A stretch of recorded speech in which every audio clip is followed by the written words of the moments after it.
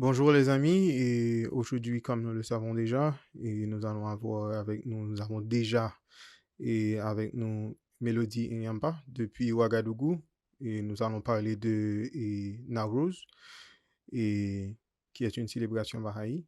On va déjà faire passer notre générique et puis on vous revient tout de suite. Merci.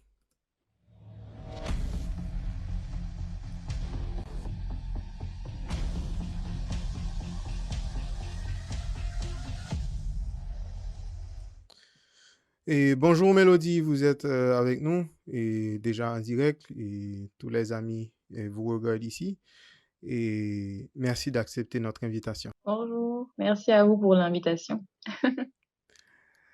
Et d'accord, c'est tout le plaisir que nous avons de vous recevoir depuis Ouagadougou.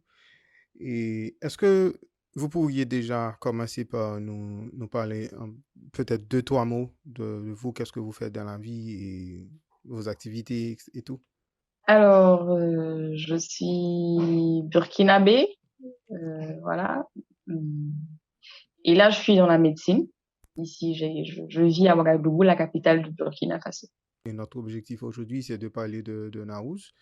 Et comme je l'avais dit tantôt, et vous allez nous dire un peu sur la foi Baha'i aussi. Et c'est quelque chose qui serait de très intéressant. Mélodie, on va commencer et je vous laisse introduire le Naouz et commencer à nous expliquer c'est quoi cette fête pour les Baha'i. OK, merci beaucoup Grégory. Alors Naourou, c'est le nouvel an Bahaï, mais pas seulement Bahaï parce que depuis Zoroastre, qui était un messager de Dieu, le nouvel an était pour cette date, l'équinoxe du printemps. Et donc, ça a continué. Et donc, les Iraniens, Bahaï et non Bahaï, célèbrent Nowruz comme étant la nouvelle année. Mais les Bahaï aussi célèbrent cette année parce que le messager, Baha'u'llah, bon, avant lui, le Bab a décrété que c'était le nouvel an Bahaï à travers notre calendrier. Et donc, voilà. C'est un peu ça, Nowruz. Donc, c'est bien avant la foi Bahaï, mais en tant que Bahaï aussi, ça constitue notre nouvelle année. Et très bien, Mélodie, et d'après ce que vous venez de nous expliquer ici, et ça veut dire que vous ne suivez pas le calendrier grégorien. Non, non, non. Il faut noter que le calendrier Bahaï est différent et il a été conçu par le Bab, celui qui a annoncé la venue de Baha'u'llah. Et donc, Baha'u'llah a continué avec. Et c'est un calendrier qui a 19 mois de 19 jours, avec quelques jours supplémentaires qui sont considérés comme les jours excédents ou les jours de Ayam Yera que les Baha'is célèbrent dans le monde entier avant le mois de la période du jeûne Baha'i, qui est en même temps le dernier mois du calendrier. Ok, c'est-à-dire que vous avez 19 mois pendant l'année et les mois, ils ont des noms différents parce que on a, dans le calendrier grégorien, nous avons 12 mois. Ils ont 12 mois. Et si nous, les Bahaïs, nous avons 19, alors ils ont sans doute les noms différents, même si vous n'allez pas pouvoir nous citer tous les noms quand même. Oui, il y a différents mois, différents noms, et donc qui ont été traduits, qui sont de l'arabe, mais qui ont été traduits en toutes les langues. Et je vais dire quelques noms, par exemple, Allah, qui est justement le dernier mois qu'on vient de traverser pour rentrer dans le Nowruz. Et donc, il y a plusieurs mois, il y a Splendeur, il y a Lumière, et etc. C'est d'ailleurs des très beaux noms que certains amis Baha'i utilisent pour leurs enfants. Oui, oui, c'est intéressant. Je connais des amis qui s'appellent Kamal. Voilà. J'ai un cousin qui s'appelle Kamal, j'ai un cousin qui s'appelle Kalimat, j'ai un ami qui s'appelle Jamal. Mhm. Mhm. Est-ce que vous pourriez nous dire, par exemple, quelles sont les activités? Par exemple, nous savons déjà pour les chrétiens, pour la plupart des autres personnes, et c'est Noël, c'est un peu c'est le nouvel an pour vous, c'est complètement des festivités, quoi. Oui, oui, c'est aussi les festivités. C'est pas notre plus grande fête, c'est aussi des festivités. C'est la nouvelle année Baha'i et c'est, voilà, beaucoup de joie. Après la période de jeûne, c'est beaucoup Voilà, une période de sacrifice, après qui se solde avec beaucoup de joie, de partage.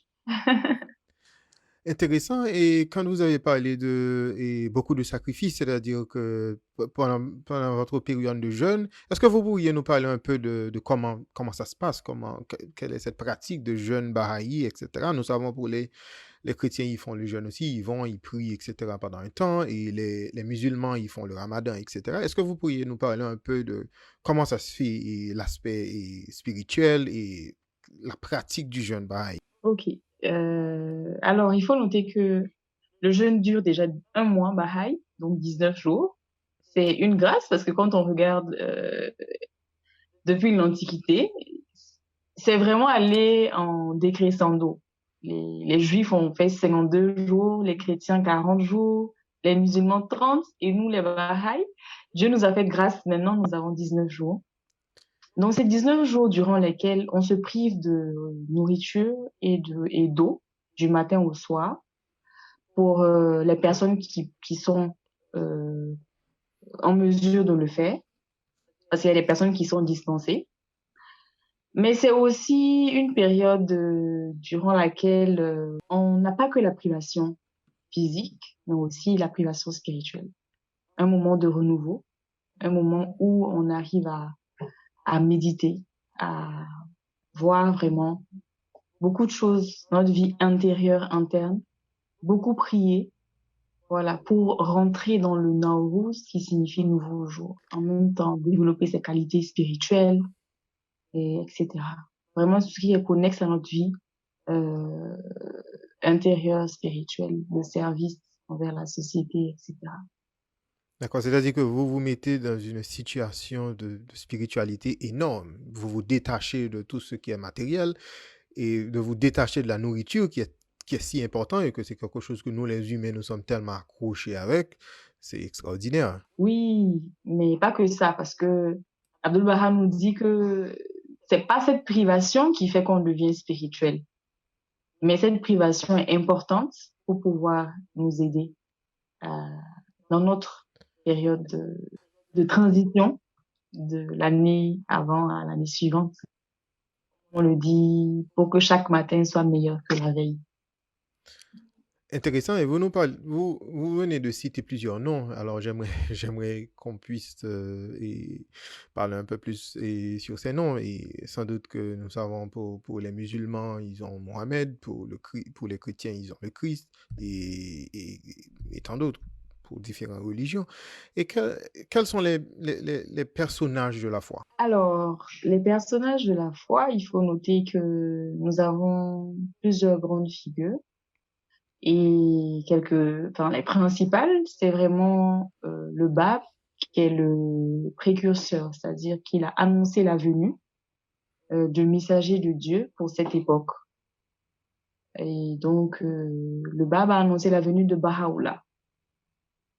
Dans toutes les révélations du passé, il y a une personne qui vient avant pour préparer les cœurs des gens à recevoir le messager. Par exemple, dans la foi chrétienne, c'était Jean-Baptiste.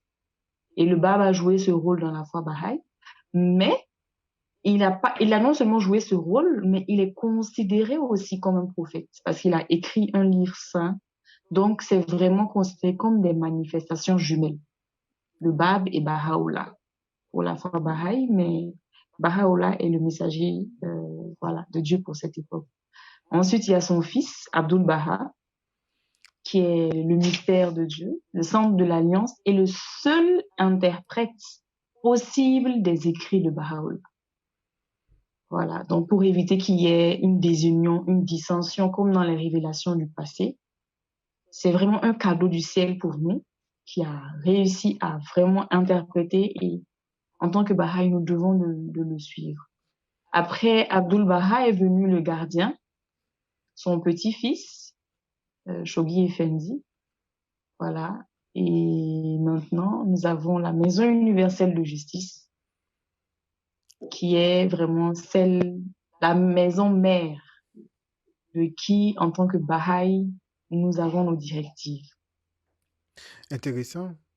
C'est très intéressant. Vous avez décrit toutes les les personnes et même aussi quelques institutions. J'aimerais, par exemple, de me dire comment vous priez, comment, par exemple, nous savons que les chrétiens, ils ont leur église, ben, les différents sectes, ils ont les cathédrales et tout. Et vous-même, où est-ce que vous priez? Comment ça se passe avec vous? Oui, alors, il faut noter que dans la foi Baha'i, il n'y a pas de clergé.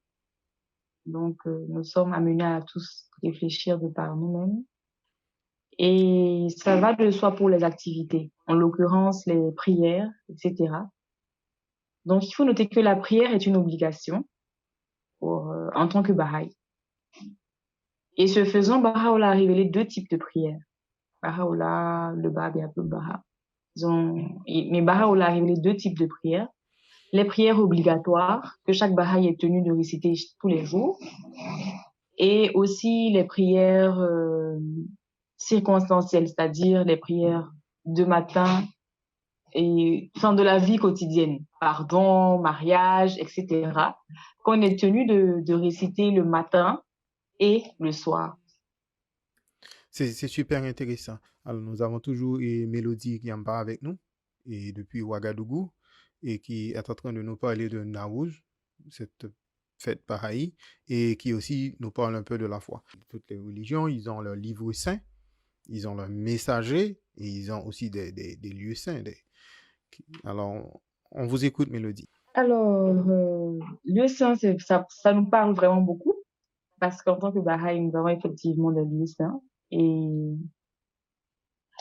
c'est vraiment échelonné parce que c'est de là, c'est là où, en tant que Baha'i, on se tourne pour faire nos prières obligatoires, mais c'est aussi là où, dans chaque continent, il y a une maison qui est ouverte à tout le monde. Et donc, il faut noter qu'il y a les lieux saints, c'est vraiment le tombeau où les messagers de Dieu sont, Baha'u'llah, le Bab, Abdul Baha, où ils sont enterrés. C'est vraiment nos lieux saints principaux. Donc, la majorité en Israël, voilà, à Haïfa et à Bahji. Et aussi, il y a des lieux saints dans différents continents. Et il y a maintenant des lieux saints locaux qui sont en train d'émerger partout dans le monde. Et donc, c'est vraiment ça. Et la géolocalisation des maisons, des lieux saints, Baha'i. Oui, et quand un Baha'i, il veut il veut aller en pèlerinage, qu'est-ce qu'il fait? Mm.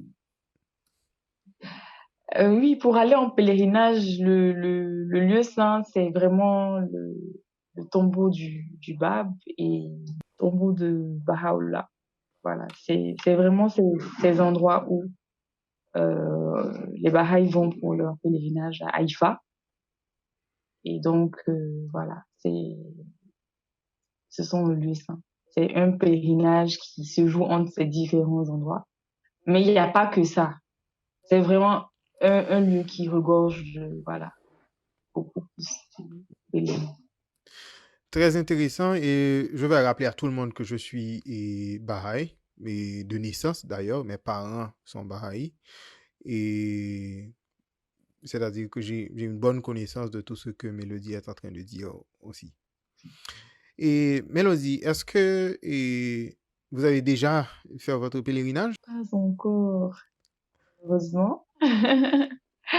Et bientôt, j'espère. D'accord, intéressant. Alors là, j'avais préparé une courte vidéo pour les gens, et il y a, il y a cette vidéo disponible sur YouTube qui s'appelle Les Lumières du Monde, que vous allez pouvoir regarder, mais j'ai fait une courte extrait pour vous de 3 minutes que je vais vous donner la possibilité de visionner avec nous. D'accord. Aujourd'hui est venu le temps de Baha'u'llah, le messager de Dieu pour ce jour.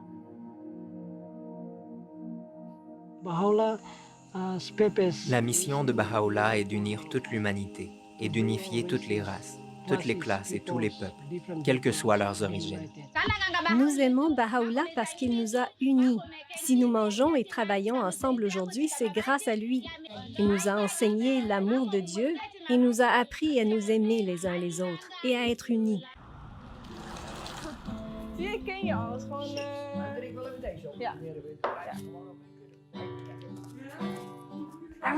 Tout ce que nous faisons maintenant est directement relié à la révélation de Baha'u'llah. Chaque fois qu'on se réunit ou qu'on prie ensemble, on se sent comme dans une très belle communauté où chacun se connaît et où on est tous très liés.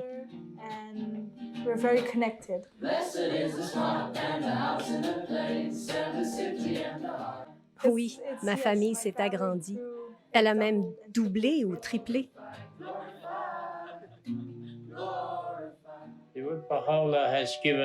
Baha'u'llah nous a expliqué ce que cela signifie d'être un indigène. Et en tant que tel, nous avons l'obligation d'offrir au reste du monde ce que Dieu nous a donné. Les derniers prophètes ou messagers de Dieu qui ont vécu parmi nous ont parlé de l'hiver et du printemps. Et Baha'u'llah est ce printemps. Les messagers de Dieu sont comme des éducateurs pour l'humanité. Ils apportent des messages adaptés aux capacités qu'a l'humanité à l'époque où ils apparaissent. Les enseignements de Baha'u'llah inspirent des millions de personnes et transforment des quartiers, des villages et des villes dans chaque pays du monde. Baha'u'llah est venu pour transformer toute la nature humaine et pour modifier les conditions du monde, tant extérieurement qu'intérieurement.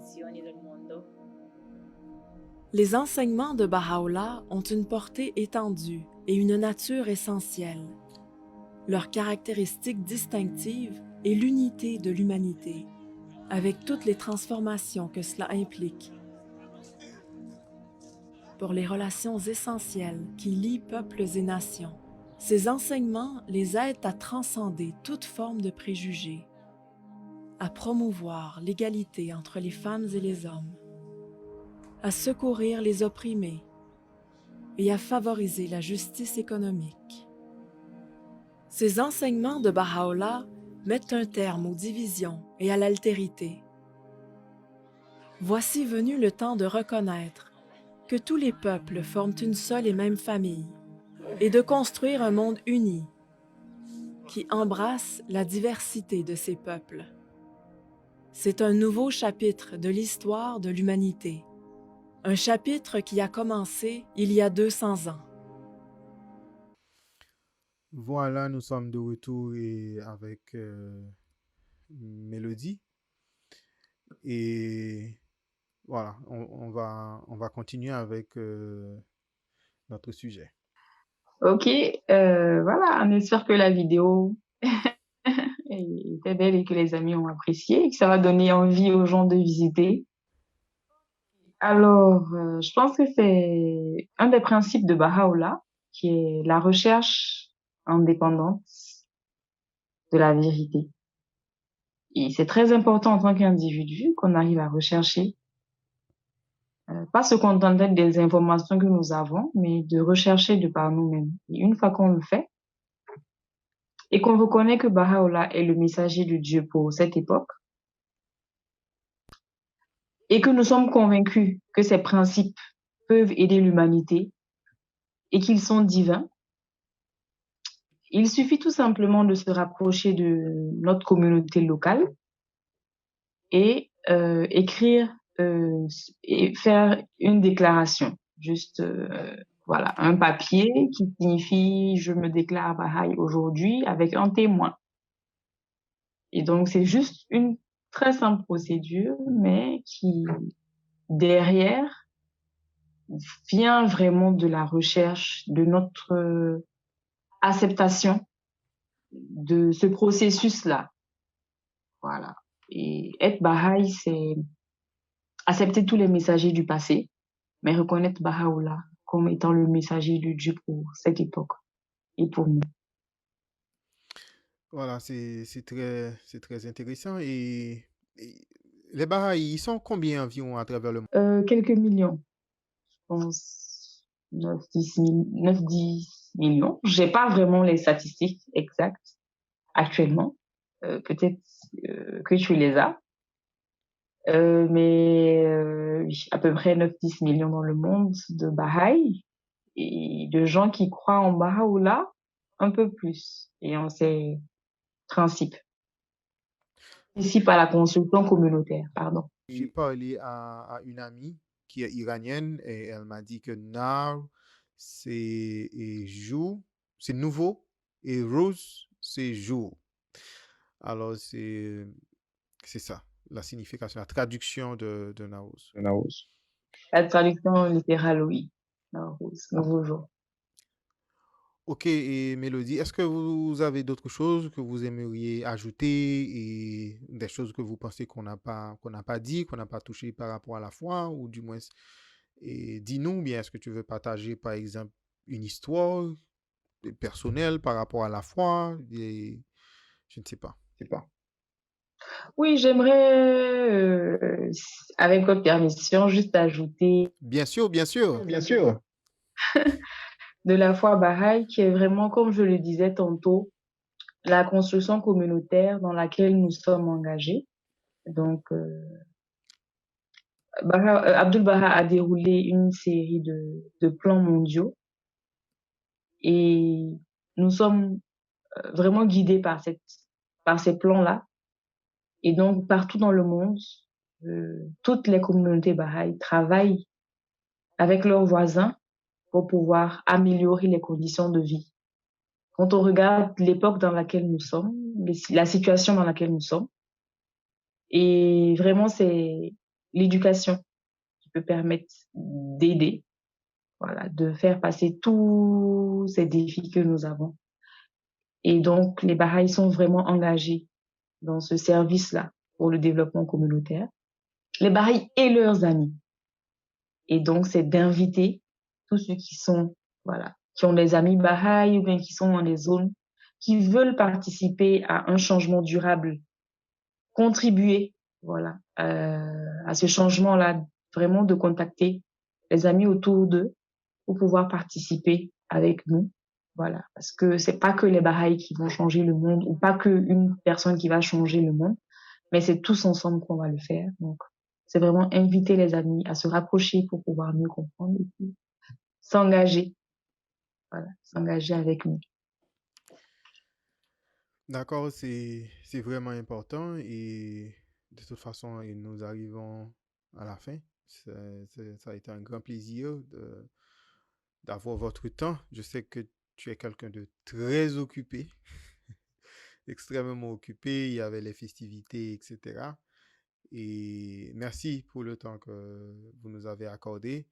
Et merci à tout le monde d'avoir suivi avec nous. Et merci Mélodie.